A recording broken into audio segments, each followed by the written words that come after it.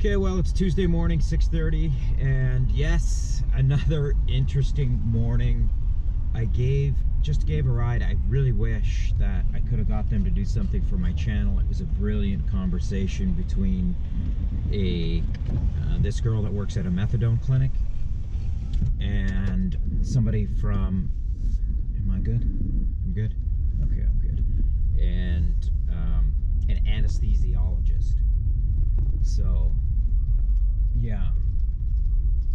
As an anesthesiologist, you have to get to know your patient a little bit. Sometimes they lie about maybe some of their habits. So, yeah, alcohol, smoking before an operation, make sure you stop, she said. This is the best advice she could give us, because that'll have an effect on your you know, your tolerance and the efficacy of these anesthetics that the anesthesiologists administer. So yeah, and you know, these there's a methadone clinic here in San Francisco, maybe more than one. They deal with 500 patients in a day, so it's a pretty significant thing. Yeah.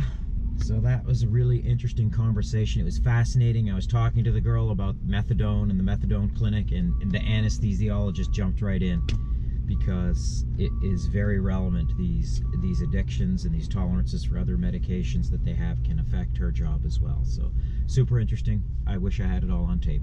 Instead, you get to listen to me.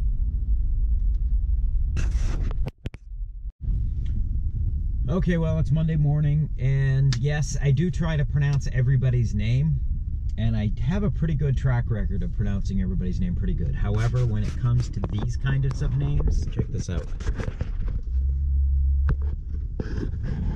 Hopefully you can see that. I'm going to find out how you pronounce it.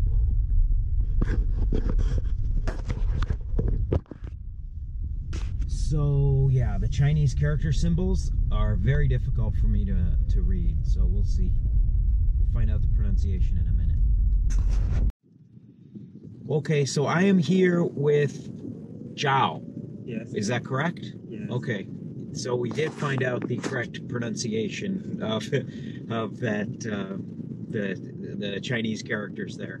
And Zhao, you are in town for Redis? Redis? What is that exactly? It's an open source software on GitHub. Open source software on GitHub? Yes. Ah, okay. And today, almost all developers and users, even the author of Redis, will come here. I'm a speaker tomorrow, and I'd love to share something we used in Alibaba. Do you know? I know Alibaba. Alibaba is, could you, yeah. Jack Ma. Jack Ma. I know Pony Ma. Oh, Pony Ma. Oh, is it the same guy? No. Okay. From Tencent, right? Yeah. Pony Ma's from Tencent. Jack Ma is maybe his brother? I don't know. No. Not related? Have the last name. Okay. I'd love to talk about the internal mechanism. It's called replication. It means from one instance, transfer the data from one instance to another, and then we can build the high available the system. It's very useful for users. And this one, he's our proxies author. It's another module in our software system, very useful for users. Can make users to use Redis cluster easy. And is this something that you're working on? Yes. This is something that you're working on? Yes. Okay. And what is it? Does it have a name? Yes. Okay. And our software project name is ApasaraCache.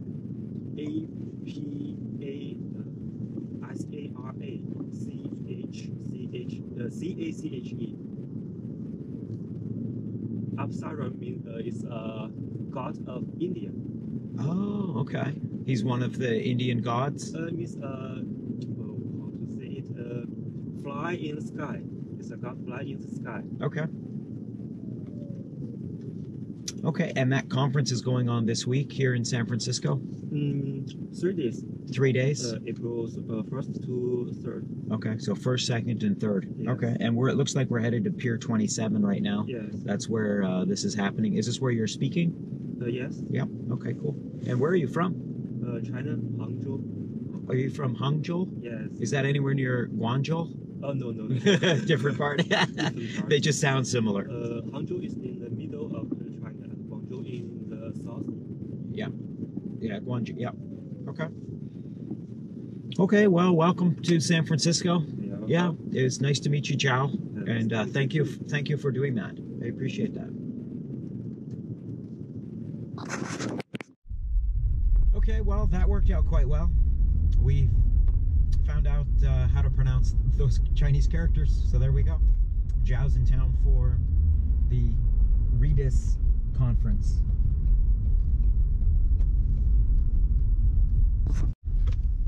Okay, well, apparently AgTech is a thing.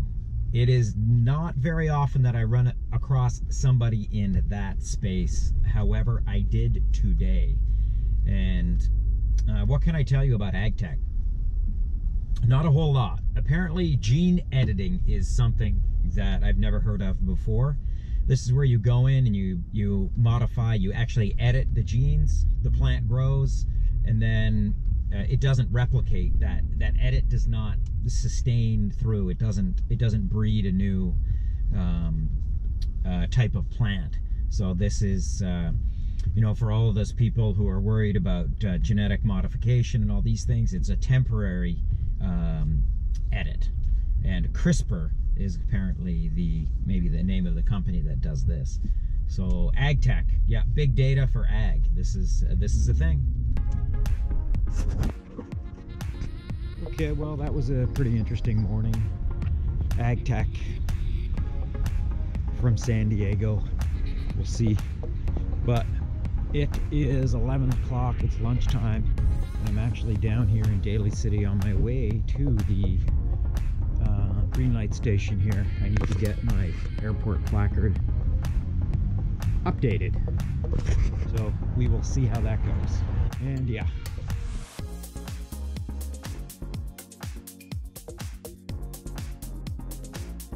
No Uber parking at Uber. Monday? All right. Well, it's Monday here at wherever we are, John Daly Boulevard, Uber Green Light. And yeah, look at the line. I have never seen a line like this.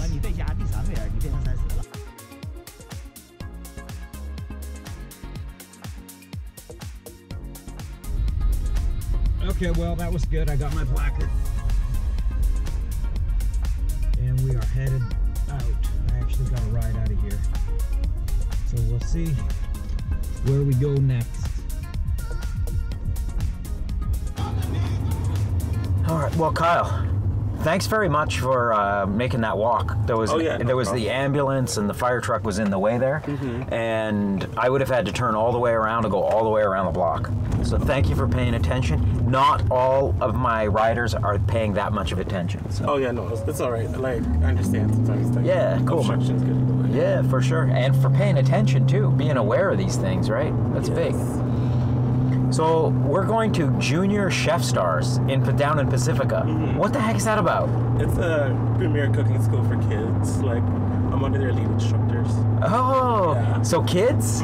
A premier cooking school for kids. Kids cook? Oh yeah, what? Absolutely. A lot of them can cook, like even at 5 years old. Like, what do they cook? Like macaroni and cheese?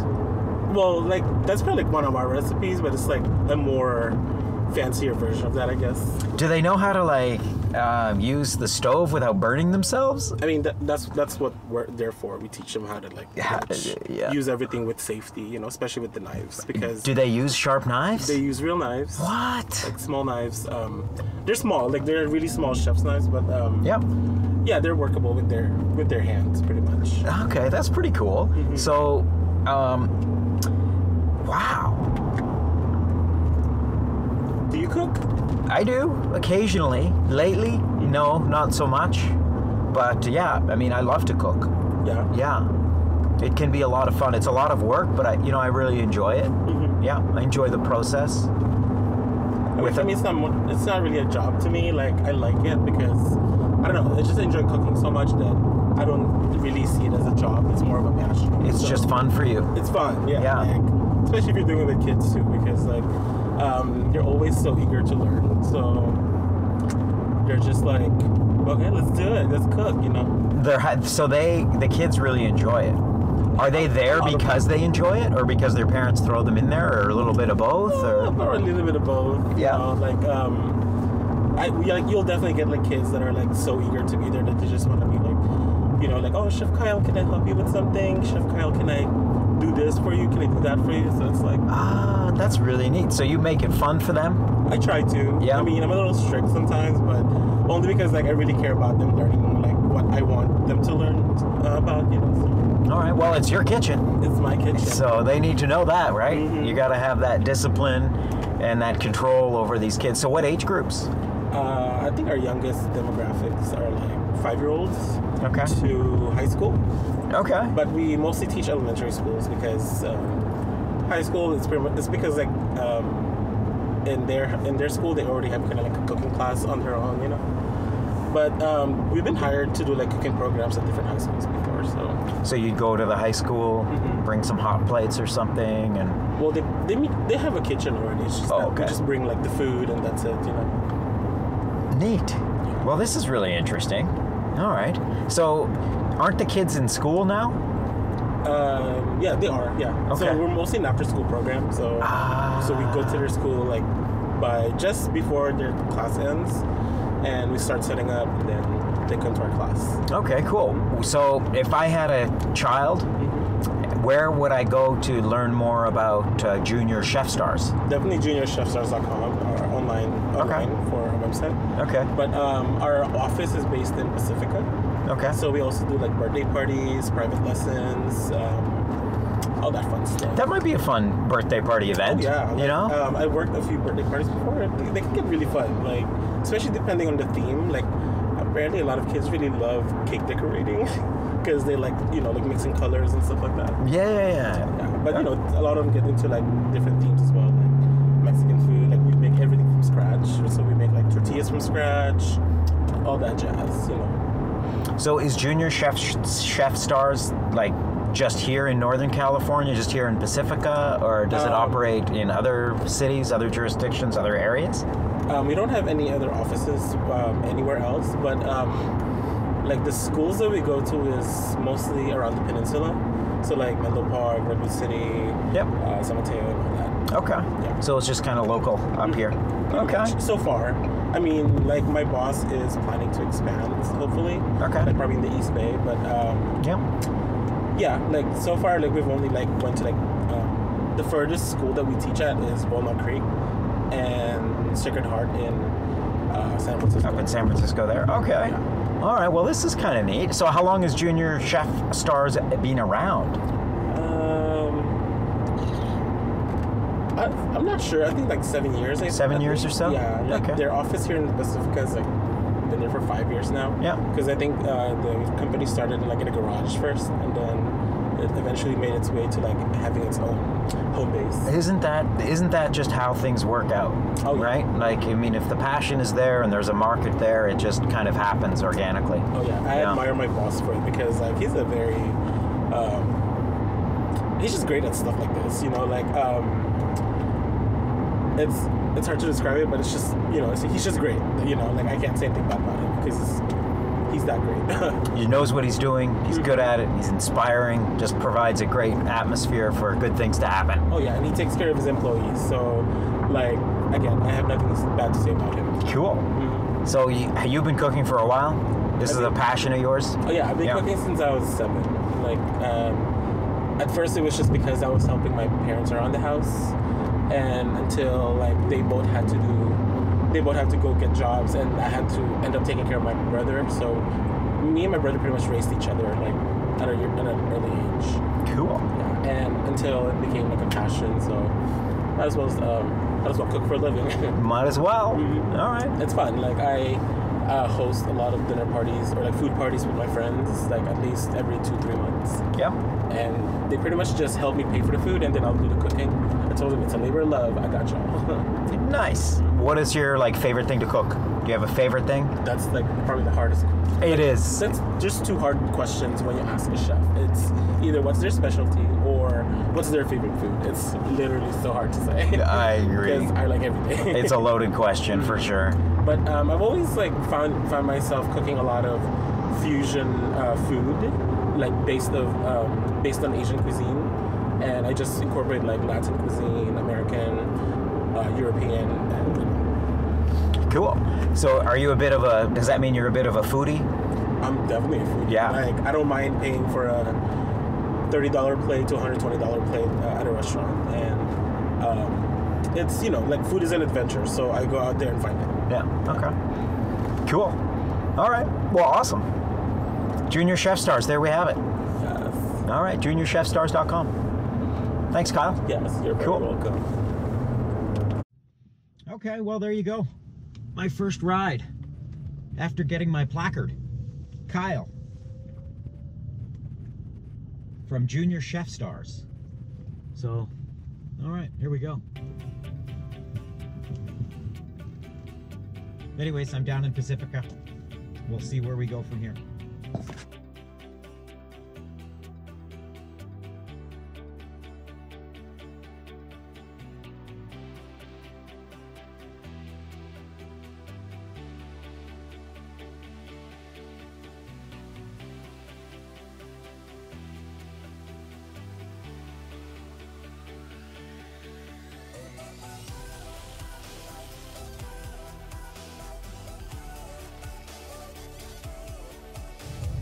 Okay, well, I got a ride out of Pacifica.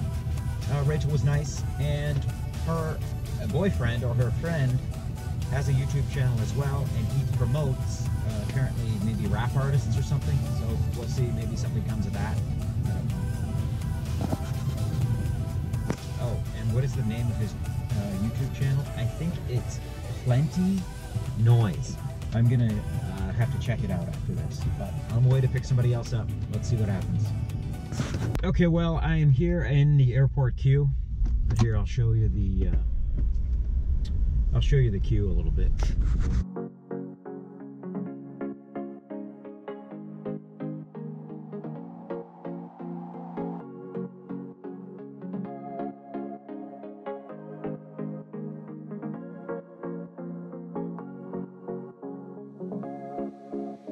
So yeah, this is our way out of the queue, and there's actually another lot here on the right. You'll see it up here on the right in a sec.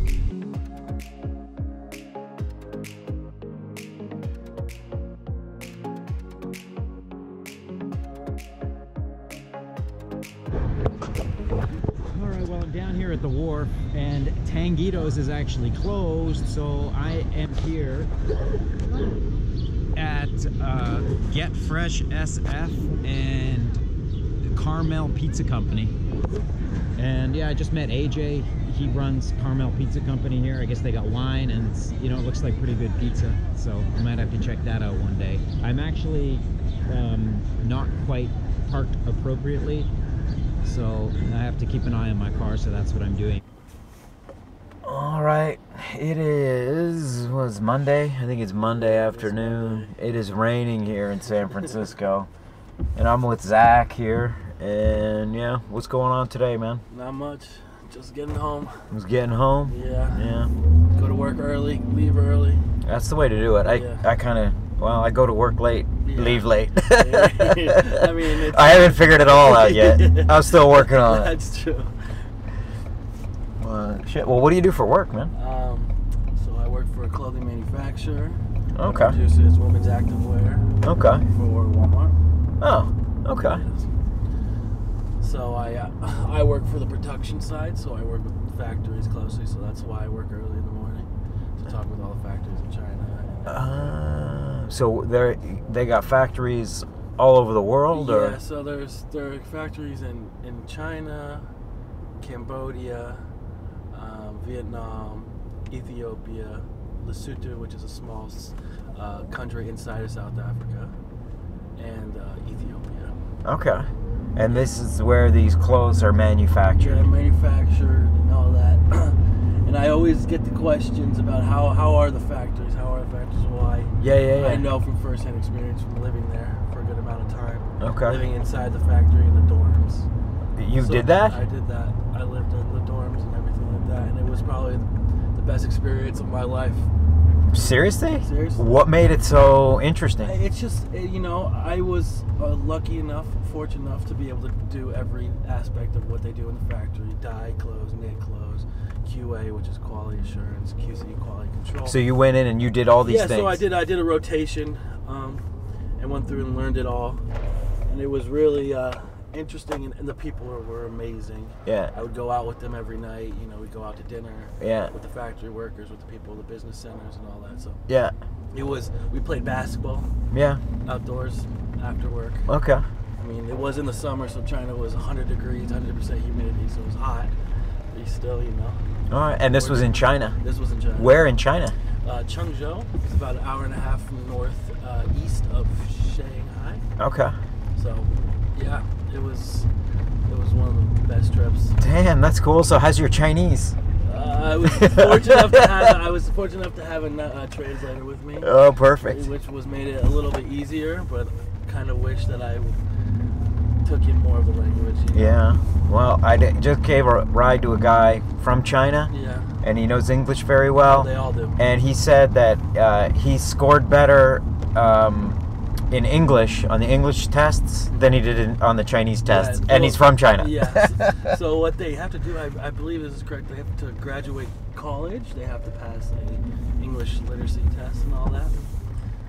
The one big issue that I had is they kind of get nervous. They don't want to make a mistake in front of you in the way they talk. Or when you were there, like culturally, like they're so very. They didn't want to make a mistake, and it's like the best way to learn a language is like talk to little kids, because they're not going to criticize you for the way you're talking or anything like that. Yeah. But of course, I'm like, I don't know your language, I can't say anything, so just talk to me as best as you can.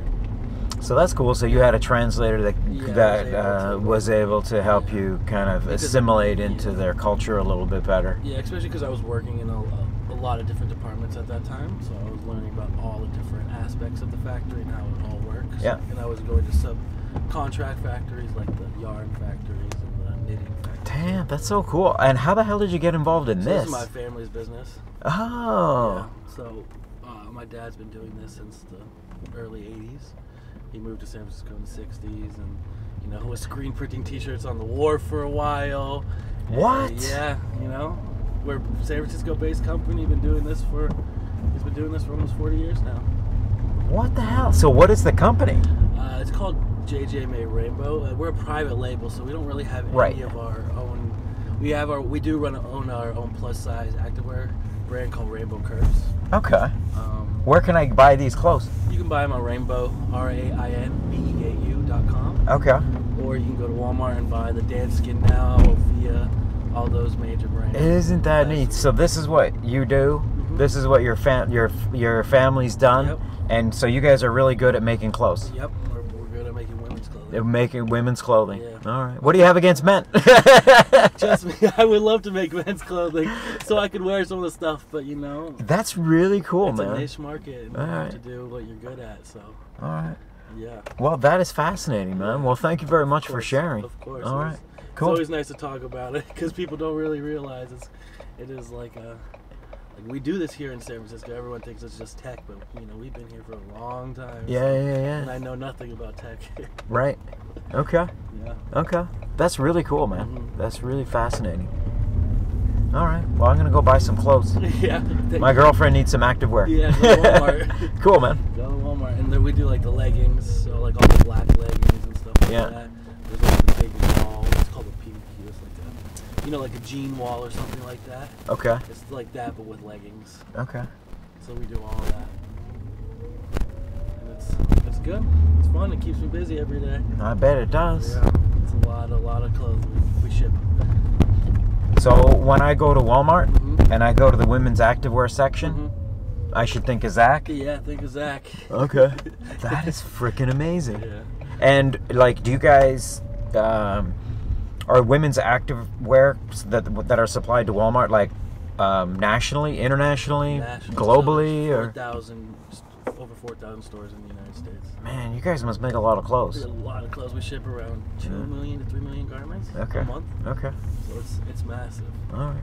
This is perfect. All right. Well, here we are, bro. Thank you so much. All right, man. Cheers. Have a good day. Yeah, you too. Here. Cheers, man. Okay, well, there we go. Zach from San Francisco. Clothing manufacturing. Supplying Walmart with all their clothes.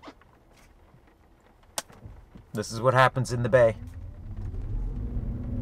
This is what happens in my car. I'm telling you, it's fascinating. I cannot believe how interesting it is. Anyways, I am here. I'm picking somebody else up. Let's see what we get. Hey, Ken. Hey. How are you, man? I'm doing good. All right. Thanks. It's raining here in San Francisco. Not quite as nice of a day as it was over the weekend, but I feel like it's a good day for maybe indoor activities. Yeah. Indeed. Yeah. What do you have anything going on today? What are you up to today? Yeah, I'm actually on my way to engage in an indoor activity. Okay. Just going to go bowling for All an right. hour. All right. Bowling is a thing. Right on. And where are you headed? Where do they have bowling alleys? I know I've seen Sea Bowl down in Pacifica. I don't know where the hell you bowl in San Francisco though. Yeah, there are several places, but they're a bit on the smaller side. Okay. Just because of space concerns here. So there's a bowling alley right across from the baseball stadium, Lucky Strike. Oh yes, actually, okay, I've been in there. Yep. Yeah, there's a bowling alley in the Presidio, and there's the Mission Bowling Club, and I'm on my way right now to the Yerba Buena Bowl and Ice Skate Center. Oh, cool. Okay. All right. That sounds like fun. And I was talking to you a little earlier about what you do.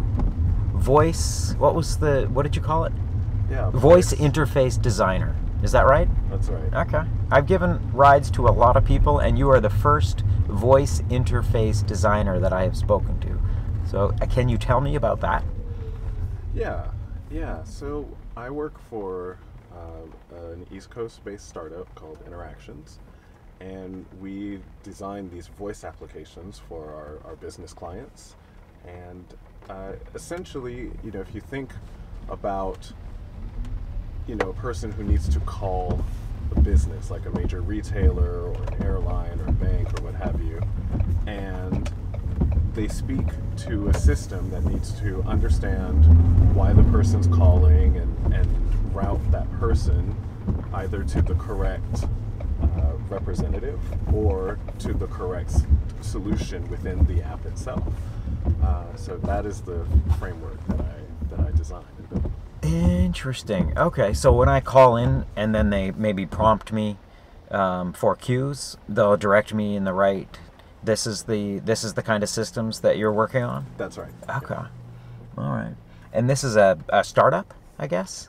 It's been around for a while, maybe, or It's been around for a bit. Okay. About 12, 13 years. okay. All right. And what is your? How did you get into this?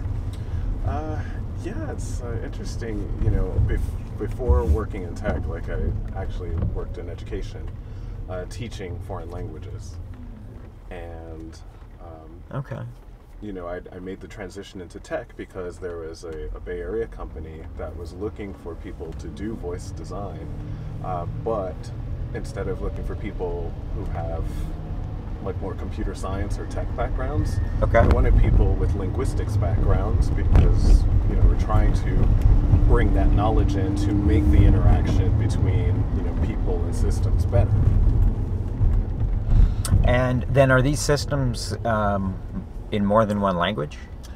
They can be. It depends on the business. So I Okay. do a lot of work, mainly in English and Spanish, and also occasionally Canadian French. Okay. Je parle un peu de français. Je parle seulement un petit peu parce que je suis seulement un débutant. No, okay, very good. Your French is much better than mine. Okay, well, that's really neat. All right. So, all right.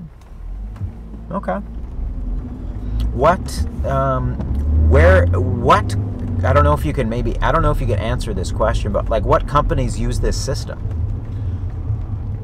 I would say, pretty much, if you think of any major company, any major retailer with an 800 customer service number. This is what you're working on. Right. This is your niche. This is your project. This is what you do. That's right. Okay. Yeah. All right. There are, we have, our industry competition. There are lots of other companies that are developing similar technologies, but all major companies use these types of systems. Yeah. Okay. All right. Well, the next time I call into an 800 number and what have you and get prompted for this and that, I'll think of Ken. That's right. Think of me if the experience was good. In particular, the typical reaction when I tell people what I do is like, oh, I hate those things. They never understand me. Or what's the secret to getting through? Like, should I just press 0 or just press pound? Or 0. That's what I do. I go immediately to an operator. Mostly. Yeah. And mostly. I explained to people that I said, yes, I know that, lots of people have expressed having difficulty with these systems, and I have, when I use them sometimes. Yeah. And I said, that is what interested me into switching into this industry, is that I want to try to make them better. Yeah. And it's voice recognition. Is that part of the stuff that you work on? Voice recognition. Yes. Yeah. Because I've noticed that more and more. It used to be a lot of prompts, right? 1, 2, 3, 4, and now you can talk to it, right? Right. And it's beginning to understand me a lot better now. And it works pretty well, I gotta say, now. Well, that's good. So glad to hear. Yeah. Yeah, and we're moving from what we did in the past, which was more of what we call directed dialogue, which is, if you want option 1, say this exact phrase. Yes. And so now we're moving into more natural interactions.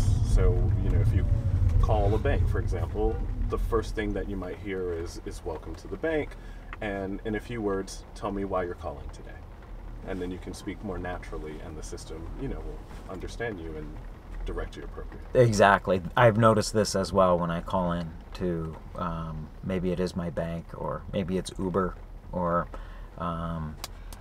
some of these places that it's beginning to recognize more normal language, right? You can speak in a normal way, and it'll be able to translate that a little bit. So, that's right. All right, you're doing good, Ken. You're doing good. Well, thanks very much for doing that. Yeah, thank you. Okay, cool. Okay, well, that's fascinating. I'm here at Yerba Buena, and I just spoke with Ken, who is involved in voice interactive technologies. So that was really cool. And now I am on my way to another pickup. We'll see what we get. Okay, Gabriel. Yes. Hello. Namaste. Namaste. Yeah. This is it's Monday at 7 o'clock. I'm a little bit tired. I've been working for a little bit today. And you know what I could really use right now? What's that? A little bit of yoga. Guess what? What's that? I teach yoga. Oh, shit. Yeah. Okay. I mean, it usually is like a good thing that people find out. Yeah. I teach yoga. Yeah, I mean, yoga is an amazing thing, actually. I've been doing yoga on and off it changed my life, actually. I've been doing it on and off for many years, maybe 8 years now. Wow. 8 or 9 years, yeah. Good job. Yeah, I can touch my toes, I can do all these things, it makes your life that much easier to have that flexibility, that core strength, and strengthening your spine, doing all these wonderful things. And being able to also just be more peaceful, hopefully. It does. There is a mental kind of calming element that happens. Also, you get more in touch with your physical self, your energy, and these kinds of things. And there are many different kinds of yoga. There is the Bikram yoga. There's Ashtanga yoga. Yeah, that sounds good. it's good enough. No, that's pretty good. And there's yin yoga. There are many. I think there's even like aerial, maybe yoga, acrobat yoga, like partner yoga, tantric yoga, yoga for babies, goat yoga. Yoga for everything. Dogs do yoga, apparently. There's boga, even, like, where you drink beer and you practice yoga. Yep, yoga in beer studios. So what kind of yoga is it that you do? Well, I guess, like, for me, I really care about my body, so I like doing a little bit of everything, and alignment usually is part of that. So Okay. I teach a lot of alignment classes. Okay. And I weave alignment into my classes. So it is kind of, you know, a myriad of many things, and then it just becomes a focused class. Is it like a series of postures? Is that what it is? There Is are it a series of flow? Is it a postures. vinyasa? Is it all of that? It's Okay. everything. Well, Okay. first it's the breath, and then you know, kind of shift your focus to what you're doing with the breath, where you're going with the mind, and the right action and balance of the body. Okay. So it's a kind of like, it starts with the breath because you can easily feel the effect of that, either being balanced or not. Yeah. Okay. And where do you teach? Oh, I teach everywhere. Oh, you do? Yeah. Do you move around to different studios? Yeah, I actually do. Oh, Yeah. interesting. Is that a common practice amongst there's a lot of crazy yoga people instructors? Like me, Okay. So is this what you do, like full time? Yeah. Yeah. I Okay. do. Yeah. Awesome. This is I don't know if it's my bread and butter. I don't really do that, but you know, it is like my ghee and, you know, Okay. chickpeas. Yeah. Something like that. Your ghee and chickpeas. Yeah. Does that mean you're vegan? For the most part, yeah. Yeah. I mean, if my mom's cooking, like I you know, she's gonna watch me eat it, so you know, Okay. I bless it. Like Nice. anyone would, you know, Okay. say a prayer. Okay. Yeah. So we are going now to which yoga studio? Oh, we're going to sorry, it's my favorite yoga studio of all. Well, it is actually Yoga Tree Pochero, Okay. Pochero Hill. I'm teaching a ropes class. I teach like spontaneously too, so Okay. because I sub for many different people and just kind of have fun with that. Oh, that's kind of cool. I just moved here, so it's nice to get to know people and just kind of be, Okay. you know, a little bit of a free spirit, I guess. Okay, cool. Where did you move from? I'm actually from San Luis Obispo, and Is that Southern California? Central. That's Central Valley? Yeah, Is that Central Central Valley? Coast. Central Coast. Yeah. Oh, okay. It's usually the stop before you continue on to LA or head up to the Bay. Central Coast. Yeah, so it's on the Pacific, It is. on the way to Around LA. one. Oh, cool. Yeah. Okay. So what brought you up here? Just yoga? New experience, Yeah. lots of wonderful new challenges, and Okay. lots of gifts. Yeah. A lot of things happen out of that. So. Yeah. Yeah, okay, cool. Yeah. And how long have you been up here? I've been here about a year. So I guess I've been here for a couple of years now. Just kind of, finding my, or maybe more than that actually, because I lived in Sonoma for a little bit, and you know, was teaching yoga up there and retreats and things. And, okay. different places. And Okay.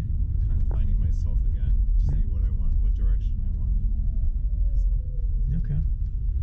it's a really, actually, I really love the Bay Area.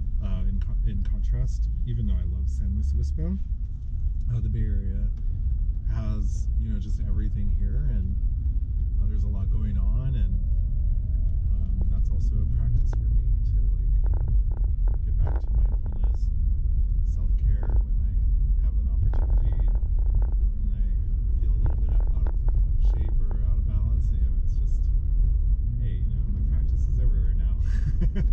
Everywhere. It's nice. I like the people here. They're really nice, and you know, a little more just colorful, and yeah, it's been a great experience. I've had a wonderful experience. Yeah. Yeah. It's good vibes up here in the Oh, Bay. it totally Yeah, is. I find it fascinating. You know, the people were the inspiration really for this whole YouTube channel.